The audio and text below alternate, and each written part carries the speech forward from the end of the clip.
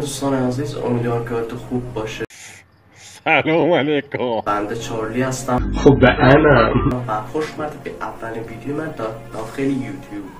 امروز قراره که بریم بدونیم چجوری میتونیم داخل بازی توتال وار روم 2 پول بازی بی نهایت کنیم و یه راهکار خیلی ساده است که بتونید کل مثلا اول بازی این همه وقت نذارید و پول بازی خیلی بی نهایت از هر 3-4 تا چرت و پرتی که میگی 2-3 تاش مزخرف برای که تموم نشه و کل سرزمین ها رو بگیرید.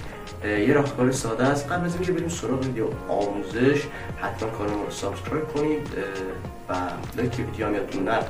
بریم سراغ ویدیو.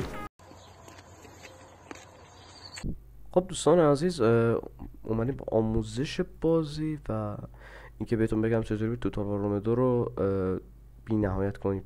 خب سپس ما اول توی گوگل برنامه چیت انجین رو ما دانلود میکنیم.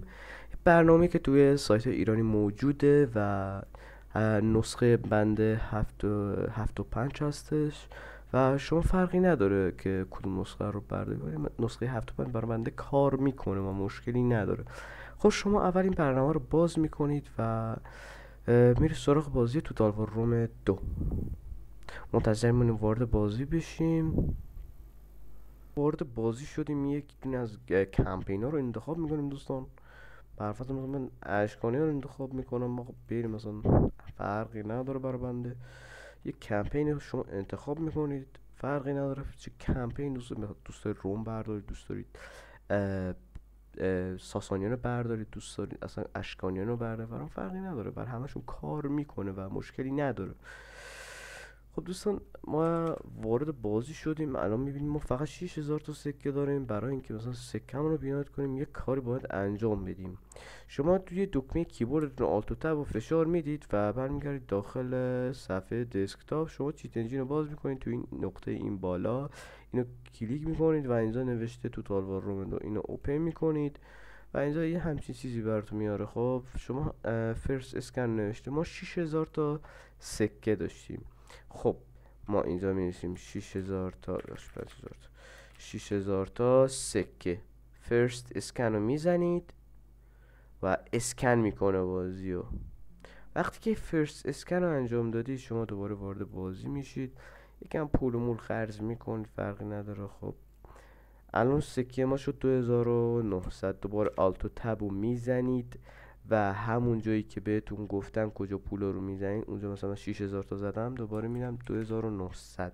بعد از اینکه پول رو اول اسکن رو زدید بعد دومی اسکن میشه نکست اسکن، اینو میزنم. این دوتا گزینه برای بنده میاد. خب من این دوتا گزینه رو اینجوری سلکت میکنم. دوست داری شیفت بگیرید اینجوری یا فرقی نداره اینجوری بکشید، فرقی نداره. این فلش پایین رو میزنید اینجوری میاد پایین. شما این دوتا تیک رو حتما باید فعال کنید.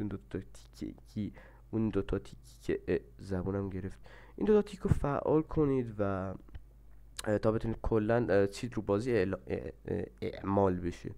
اینجا تو این قسمت نوشته ولیو و شما اینجا یه دوتا کلیک چپ میکنید و اینجا مثلا هر چقدر که میخواید، مثلا نه زیاد نه نذارید، ممکنه کرش کنه بازیتون.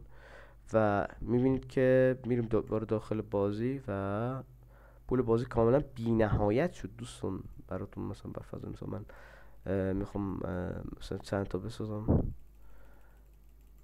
پول بازیتون هم تا بی نهایت رفته تموم نمیشه. نگران نباشید، فکر کنم اگه کل دنیا رو هم بگیرید تموم نمیشه پول بازیتون. و همونجور که میبینید پول بنده هیچ فرقی نداره. حتی که شما تو ضرر هم باشید مشکلی نداره چون پولتون تمومی نداره. خب دوستان این بود از آموزشی که برای اولین کانال یوتیوب هم بود. ممنون میشم از ما حمایت کنید، کانال ما رو سابسکرایب کنید و تا آموزش بعدی خدا نگهدار.